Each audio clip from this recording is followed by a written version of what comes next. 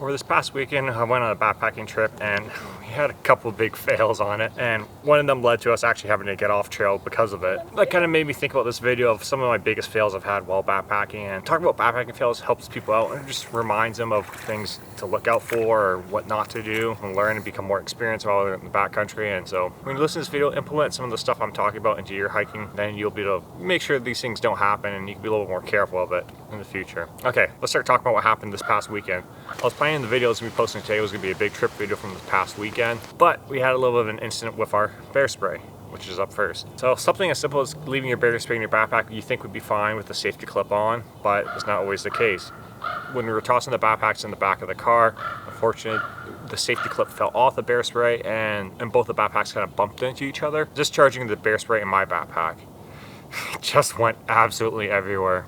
Luckily, no one got sprayed in the face when it initially happened, but that stuff's pretty nasty. I keep my bear spray in my water bottle pocket, so when it discharged, most of it exploded with inside there. But then the bear spray also squirted across the back panel of my backpack. We spent a couple hours cleaning it up, which delayed us from getting to the trailhead. And when we finally got to the trailhead and started hiking up the trail, after about 20 minutes of me working up a sweat, I noticed that I was feeling this really hot burning spot along my back where the bear spray went across the bag. So even after cleaning it for a couple hours, scrubbing it with hot soapy water, it wasn't enough to get the bear spray off of my backpack. It saturated into the fibers, and then my skin decided to soak up the bear spray like a sponge and started to burn quite a bit, and it hurt. Yeah, baby, for the OnlyFans. We had to use toothpaste to scrub it off my back because we didn't bring soap with us. I don't know why we wouldn't after having a little bear spray incident. Yeah, it sucked. So a very easy way to prevent this is just to get a little carrying case for your bear spray when you're not actually on a trail. You don't need access to it. They sell these things at Mountain Equipment Co-op. They're Mountain Equipment Company. Give me my $5 back. You guys stole my $5.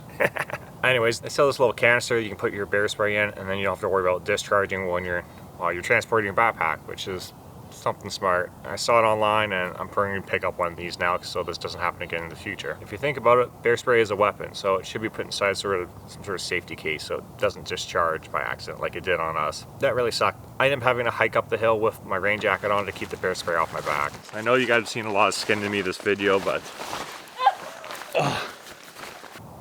yeah, wasn't fun.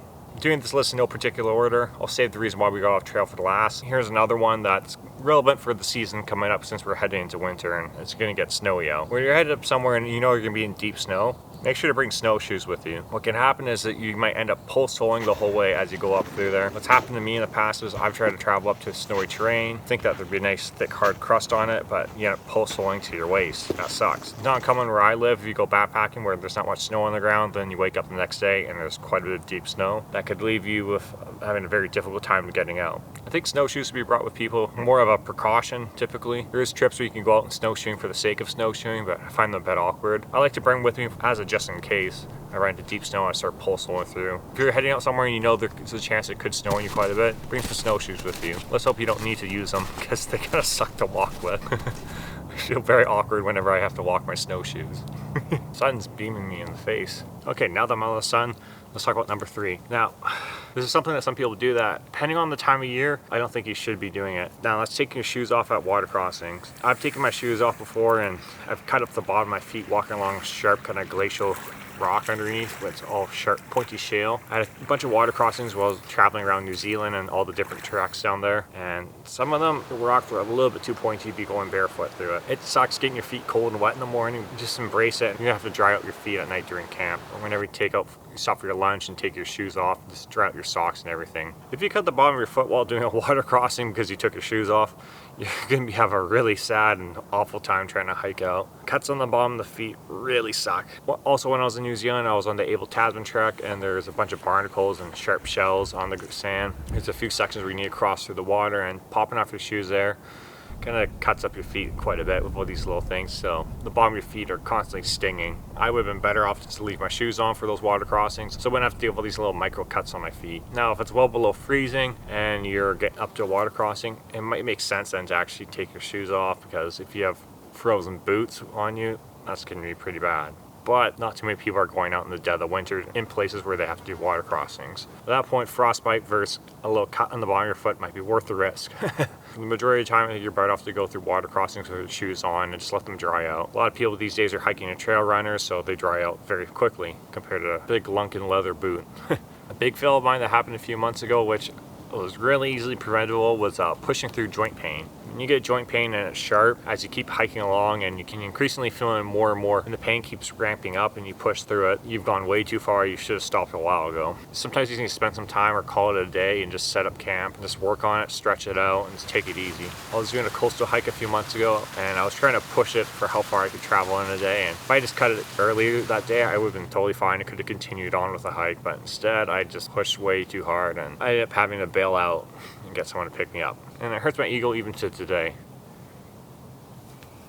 Yeah, not fun. So when you get joint pain, don't try to tough it out. Just recognize something's going on. You just need to start messing with it, trying to loosen it up. It makes sense, but sometimes you just need to remind yourself not to push through these pains and just to deal with it when something is increasingly getting worse as you keep hiking along. Now, I'm not a physiotherapist, but if you're experiencing joint pain while on a trail, some things you can do is pick up a little foam cork ball and use that to roll it out. I think Rhology makes one. They work nice for getting into the deep tissue and working it out. Or another thing I like to do is I like to take a trekking pole and use that like a foam roller, help massage out my muscles and loosen everything up. And having a stretching routine that helps loosen up your body for any potential issues that you might have or preventative issues. For me, my hips can get really tight, so what causes that though is my hip flexors and my hamstrings get tight. So I'm always having to pay attention to that area, really loosen that up and stretch it when I get up to camp. Okay, and our last fail, the one that knocked us off the trail last weekend, and this one would be a little bit harder to prevent, but I think just being more aware of what's going on around you could help, and that's stepping on a wasp nest.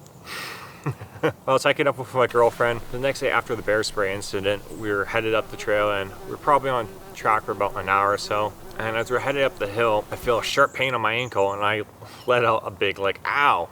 And then simultaneously when I say ow, Paige behind me yells ow. And once I hear that, I look down and I see a wasp on my ankle stinging it.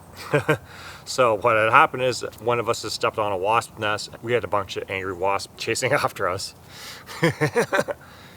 It was a less than ideal situation. Unfortunately for Paige, she had roughly 6 stings on one of her ankles. And when you get that many bug stings on your ankle, at that point your hike's over for you. We continued hiking up for about another half an hour because we'd been going for the last day and a bit, trying to get to this one lake. After talking about what we should do, we decided to come back down to the car and call it an end of the trip for there. Thank goodness we did that, because the next day, Paige woke up in the morning, her ankle was swollen completely. If anyone's ever rolled an ankle before and you know how your ankle bones disappear from a bad sprain, it's a similar swelling. That's what happened to her ankle the next day. So if we're up on trail or continue heading up into a ridge that we were planning on camping on, I got like that with no ankle mobility.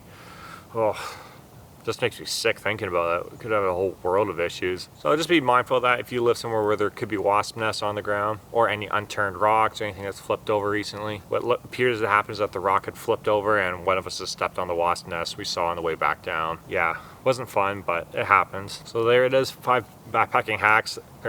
5 backpacking hacks. That was last week's video. 5 backpacking fails. If you guys enjoyed this video, don't forget to give it a thumbs up and hit subscribe. I got this video over here. This was last week's video, the 5 backpacking hacks. A lot of you guys enjoyed that one, so make sure to go check that one out if you haven't seen it yet. See you over there.